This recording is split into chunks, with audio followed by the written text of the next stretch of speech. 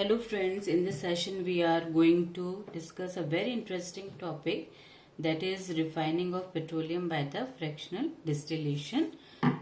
Petroleum का प्रभाजी आसवन कैसे किया जाता है उसके बारे में हम आज स्टडी करने वाले हैं और उससे हमें कौन से यूजफुल हाइड्रोकार्बन प्रोडक्ट्स प्राप्त हो रहे हैं वो वन बाय वन हम लेंगे और उसके बारे में डिटेल स्टडी करेंगे. Deposition of petroleum occurs with a natural gas in the rocks called oil well from where it is taken out by the drilling.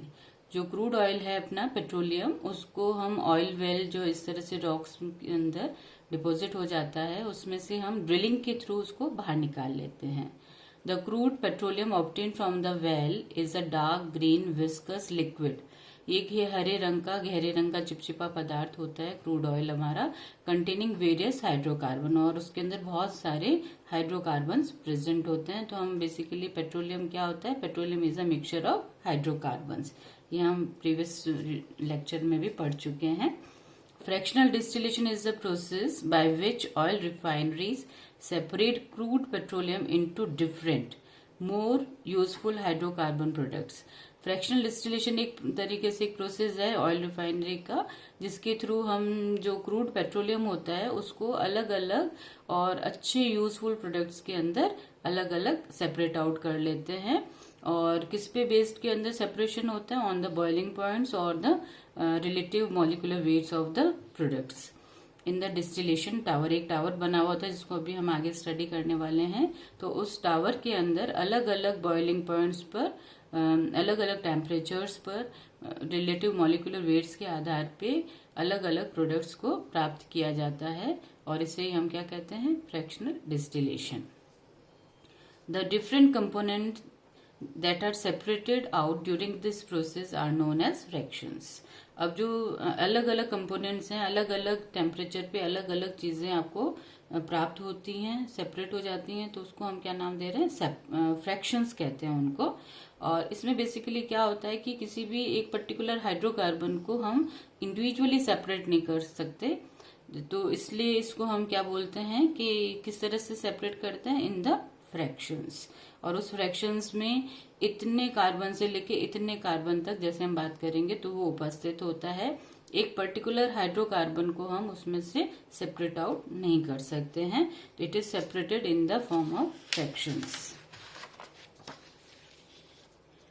इस तरह से ये हम देख रहे हैं कि एक डिस्टिलेशन टावर है. फ्रैक्शनल डिस्टिलेशन जब करेंगे तो एक टावर की जरूरत होती है, उसका नाम है डिस्टिलेशन टावर.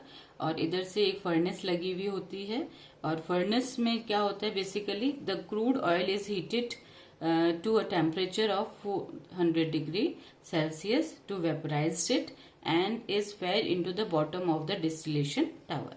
इस तरह से ऑयल वेल हमारे, उसमें से हम उसको ड्रिलिंग के थ्रू क्रूड ऑयल को बाहर निकालते हैं और इस क्रूड ऑयल को इस फर्नेस के अंदर हम 400 डिग्री सेल्सियस पे, 400 डिग्री सेल्सियस पे इस फर्नेस में लिक्विड से किस में कन्वर्ट कर दिया, वेपर्स में. और ये वेपर्स जो हैं कहाँ जा रही हैं, ये डिस्टिलेशन टावर है और इसके बॉटम के अंदर यहाँ पे इसको हम पास करते हैं वेपर्स को. और जैसे जैसे वेपर्स जैसे हल्की होती है तो सबसे पहला जो सबसे लाइटर होता है प्रोडक्ट वो बाहर निकल जाता है इन the form of gases. Different vapour rises at different temperature, और टेम्परेचर की बात क्या होती है कि वो उसका बॉइलिंग पॉइंट होता है. एंड एज दे कंडेंस्ड, और बाद में जैसे जैसे वो ठंडे होके कंडेंस होती हैं, they are collected in the different trays. ये ट्रेज हैं, इनमें डिफरेंट ट्रेज में हम इनको कलेक्ट कर लेते हैं. और कुछ गैसेस जो हैं एकदम ऊपर टॉप मोस्ट में बिल्कुल सबसे पहले जो है सबसे कम तापक्रम पे यहाँ पे रिलीज हो जाती हैं. और इस तरह से इनको जो कि क्या होती है, गैसेस जो है वो कंडेंस नहीं होती है. तो जो गैशियस फॉर्म में मिलता है उसके लिए अलग अलग ऊपर ही ऊपर गैशियस फॉर्म में होता है, बीच में लिक्विड फॉर्म में प्राप्त होता है और लास्ट में जो वेपर्स में कन्वर्ट नहीं होता वो सॉलिड के रूप में नीचे बच जाता है और उसको हम अलग सेपरेट कर लेते हैं. तो इस तरह से हम अलग अलग फ्रैक्शंस की बात करेंगे. जैसे सबसे पहला फ्रैक्शन हमारा ये वाला है, first fraction, second fraction, third fraction, fourth fraction, fifth and sixth. इस तरह से हमने इसको अलग अलग फ्रैक्शंस में अलग अलग टेम्परेचर्स पे प्राप्त किया है और इसके बारे में हम डिस्कस करते हैं। तो सबसे पहले क्या होता है, the liquid with the lowest boiling point, जिसका सबसे कम बॉइलिंग पॉइंट होता है या जिस छोटे छोटे मॉलिक्यूल से बने हुए होते हैं, वेट कम होता है, सबसे पहले वो वेपर्स में चेंज होते हैं और वो कंडेंस्ड होता है। At higher temperature the next volatile liquid changes into the vapour state and rise the, पहले फिर ऊपर चढ़ता है वो और उसके बाद में वो फिर वो कंडेंस्ड होके किस में आ जाता है, लिक्विड फॉर्म में आ जाता है। और इस तरह से अब सेकेंड फ्रैक्शन से लेके फिफ्थ फ्रैक्शन जो हमें प्राप्त हो रहे हैं वो they are in the form of liquids and first जो अपना है that is in the form of gas. तो हम सबसे पहले फ्रैक्शंस की बात करते हैं। First of all that is gaseous form में प्राप्त होता है और इसका कौन से टेम्परेचर पे, एट 25 डिग्री सेल्सियस पे प्राप्त होता है। और इसमें जो कार्बन होते हैं, हाइड्रोकार्बन्स, वो कौन कौन से होते हैं, C1 से लेके C4 तक ये हाइड्रोकार्बन्स प्रेजेंट होते हैं। और इसको जनरली किस यूज में लेते हैं, पेट्रोकेमिकल्स के लिए यूज में लिया जाता है। और आप लोगों ने LPG नाम सुना, ये liquid petroleum gas for domestic fuel के रूप में इसको हम काम में लेते हैं। तो सबसे पहला जो फ्रैक्शन है, सबसे लाइटर फ्रैक्शन जो है, जिसका हल्का फ्रैक्शन जो वेपर्स में कन्वर्ट नहीं, वो कंडेंस नहीं होता, इन द गैसियस फॉर्म में रहता है, वो सबसे पहला फ्रैक्शन हमारा है गैस। सेकेंड फ्रैक्शन की अगर हम बात करते हैं तो वो है हमारा गैसोलीन, या जिसको हम क्या बोलते हैं, पेट्रोल भी बोलते हैं। और ये जो टेम्परेचर कौन से टेम्परेचर पे मिल रहा है, एट 70 to 120 डिग्री सेल्सियस पे हमें प्राप्त होता है। और इसमें जो कार्बन, जो हाइड्रोकार्बन्स हैं उनकी संख्या C5 से लेके C12 तक होती है। और इनको जो हम जनरली काम में लेते हैं, पेट्रोल सबको पता ही है, fuels are used in the IC engines, automobiles में जैसे आईसी इंजन्स में काम में लेते हैं इनको। It is also used as a fuel in the aeroplanes. उसके बाद में आपका जैसे ये वाला है अपना थर्ड जो है प्रोडक्ट जो मिल रहा है, hydrocarbon product, that is kerosene. और केरोसिन जो है वो at the temperature 150 to 250 degree Celsius पे आपको प्राप्त होता है। और इसमें जो कार्बन की संख्या है वो C12 से लेके C15 तक होती है। और इसको जनरली हम फ्यूल के रूप में काम में लेते हैं, डोमेस्टिक फ्यूल के रूप में केरोसिन को काम में लेते हैं। और फ्यूल्स के रूप में जेट इंजन्स में भी लेते हैं, रॉकेट्स में भी लेते हैं। आप लोगों ने देखा होगा लैंप वगैरह भी केरोसिन से जलाए जाते हैं। तो ये केरोसिन हमारा थर्ड जो फ्रैक्शन है उसका नाम अपने क्या कह रहे हैं हम, केरोसिन प्राप्त होता है। और टेम्परेचर क्या है, 150 to 250 degree Celsius. Now we will discuss about the fourth fraction. और फोर्थ फ्रैक्शन हमारा है डीजल ऑयल। और डीजल ऑयल का जो कौन से टेम्परेचर पे प्राप्त हो रहा है, किस पे बॉइलिंग पॉइंट जैसे हम बात कर रहे हैं, इसका कितना होता है, 250 से लेके 320 के डिग्री सेल्सियस के बीच में। और इस तरीके के हाइड्रोकार्बन्स कौन कौन से, C15 to C18 इसके अंदर हमें प्राप्त होते हैं। और इसका जो यूज किया जाता है किस तरह से, डीजल इंजन फ्यूल के रूप में इसको हम काम में लेते हैं। नाउ नेक्स्ट अपना है फिफ्थ फ्रैक्शन। और फिफ्थ फ्रैक्शन जो है हमारा लुब्रिकेटिंग ऑयल होता है।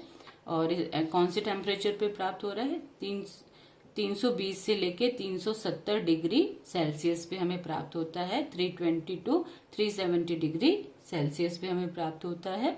और जो हाइड्रोकार्बन्स हैं उनकी संख्या जो वेरी करती है, C16 to C20 वेरी करती है। और ये बेसिकली लुब्रिकेटिंग ऑयल जो है आपका किस काम में आता है, फॉर लुब्रिकेशन के लिए काम में आता है। और इससे लुब्रिकेटिंग ऑयल्स जो है लुब्रिकेट्स बनाए जाते हैं और वो लुब्रिकेशन का वर्क करता है। उसके बाद में ये सब जो है वो इन द लिक्विड फॉर्म में रह गए अपने फ्रैक्शन फर्स्ट टू लेके फिफ्थ तक। और जो हैवी जो लास्ट वाला जो फ्रैक्शन है वो वेपराइज नहीं होता और रेजिड्यू के रूप में नीचे बचा हुआ रह जाता है। तो इसका नाम हैवी ऑयल भी हम कह सकते हैं, इसको रेजिडुअल ऑयल भी कह सकते हैं, जो है रेजिड्यू के रूप में नीचे बच जाता है और ये वेपर्स में कन्वर्ट नहीं हो पाता है। और इसका जो टेम्परेचर है किस टेम्परेचर पे प्राप्त होता है, एट अबव 400 डिग्री सेल्सियस पे प्राप्त होता है। और इसमें जो रेजिड्यू हैं उनका नाम है अपना पैराफिन वैक्स किस तरह हो सकता है, बिटुमिनस जिसको हम एस्फाल्ट भी बोलते हैं, पेटकोक के रूप में हमें ये प्राप्त होता है। और इसमें जो कार्बन की संख्या है वो C21 से लेके C40 तक होती है। कितनी, C21 से लेके C40 तक होती है। और एज अ इसको हम कैसे रूप में लेते हैं, रेजिड्यू के रूप में रहता है, और इससे हम रूट्स जैसे मेकिंग कंस्ट्रक्शन ऑफ रूट्स कर सकते हैं, रूफिंग का काम कर सकते हैं। तो ये बेसिकली कंस्ट्रक्शन ऑफ रूट्स के लिए काम में लिया जाता है।